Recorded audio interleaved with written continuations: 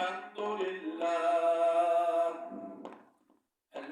لله الذي شرع لعباده أكمل الشرائع وفرض عليهم أجل الفرائض وأوجب عليهم من العبادات ما يصلون به إلى أسماء الغايات وأنبل المقاصات وأرفع الدرجات.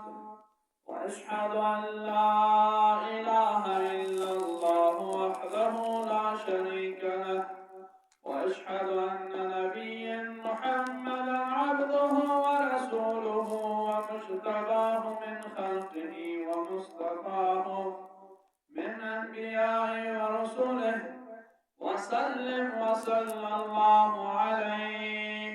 قال الله سبحانه وتعالى في القرآن العظيم: أعوذ بالله من الشيطان الرجيم. وأقيموا الصلاة وآتوا الزكاة واركعوا مع الراكعين. قال رسول الله صلى الله عليه الصلاة والسلام: يقول إن بين الرجل وبين الشرك والكفر ترك الصلاة. وأيضا قال الله سبحانه وتعالى في شأن حبيبه: إن الله وملائكته يصلون على النبي يا أيها الذين آمنوا صلوا عليه وسلموا تسليما. اللهم صل على سيدنا نبينا محمد وبارك وسلم عليه. عرض و سلام و ادب دارم خدمت محضرین گرانقدر، شنوندگان معزز، دوستان و نمازگزاران و مسلمانان با عزت، الله منان را سپاسگزاری و قدردانی میکنیم که باز هم ما را وقت داد، فرصت داد و به حضورتان رسیده موعظه این هفته خود را به خدمتتان به عرض برسانم. بحث موعظه امروز که میخواهم روی دو صحبت بکنم، نقصانات دنیوی و اخروی ترک کردن نماز هست. الله منان را برای نعمتش سپاسگزاری میکنیم. دقیقا دوستان معزز، ما هفته گذشته روی مفهوم و معنای نماز صحبت کردیم و اما تعریفی از نماز داشتیم و بعدا اما تحقیق روی آیت‌های از این که در نماز باید خوانده شود و اما قومه و جلسه و رکوع و سجده و قیام و قرائت و اما فضائل از اینها صحبت کردیم. حال روی نقصانات دنیوی و اخروی تارک الصلات یا تارک النماز صحبت میکنیم. این موضوع برای ما واضح شد. نماز را فهمیدیم، اما فضائل نماز را فهمیدیم، معنای مفهوماتی که در نماز انجام داده می شود آن را دانستیم. پس بر بالای ما لازم است زمانی که ما نماز را ترک بکنیم یا تارکی این نماز قرار بگیریم چه نقصاناتی دارد. الله سبحانه و تعالی بیش از 10 جای قرآن کریم روی نماز اشاره میکنه. حدود 6000 بیشتر آیت‌های قرآن کریم می باشد. زمانی که ما در این آیت‌های قرآن کریم نظر بکنیم بیشتر در رابطه با نماز یاد می شود.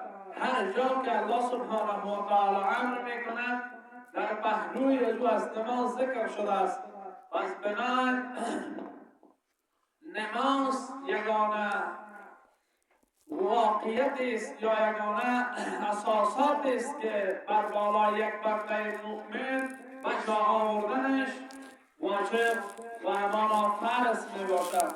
الله منان این نماز برای این نماز ما نیاز ندارد، بلکه این ما هستیم که الله منان را تضرع و امان و امر الله سبحانه و تعالی را به شما می آوریم، در حالی که الله سبحانه و تعالی به نمازهای من و تو انسان نیاز ندارد، بلکه این امرش را در این نماز ما را امتحان می کند، ابتلا می کند. این فریضه یا این قاعده یا این امر که بر بالای ما گذاشته است، ما را میخواهد در این دریچه یا در این امر خود امتحان بکنند.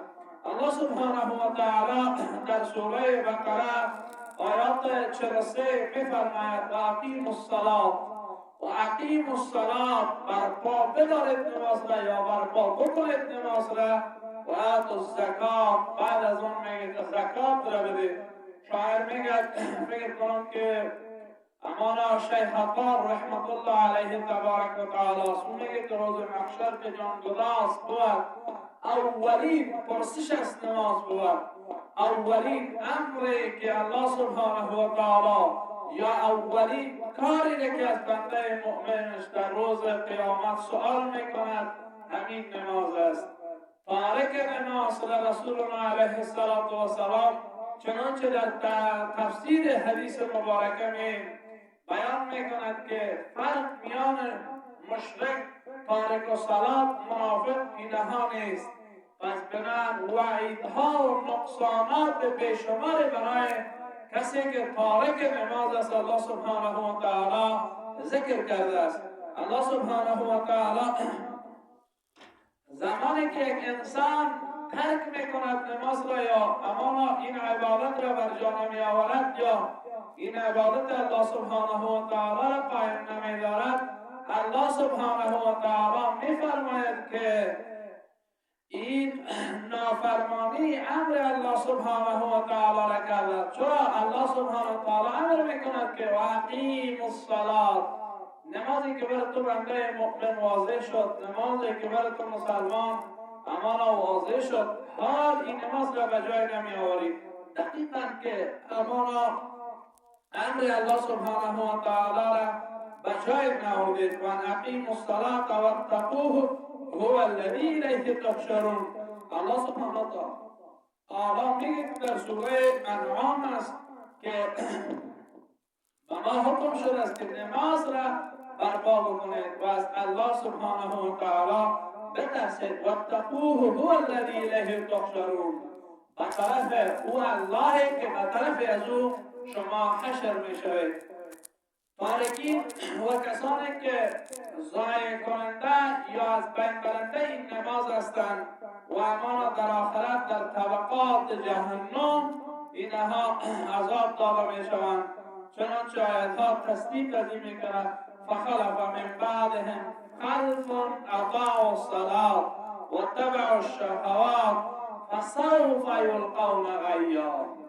الله سبحانه و تعالی میگوید که پس از آنان فرزندان ناخلفشون آورده می شود، یعنی جانشین شدند که آنها نماز را ضایع کردند، از شهوات خود، از خواهشات و نفسانی خود پیروی کردند و امانا به زیان و ناکامی روبرو خواهند شد. امانا در وادی غی، یک وادی جهنم است، اینها داخل می شوند و خداوند نجات بده. مفسرین میگن که غی خساره بزرگ در دنیا و آخرت را میگن، یعنی مفهوم غی که در غی داخل می شوند اونجا میگن فسوف یلقون غیا.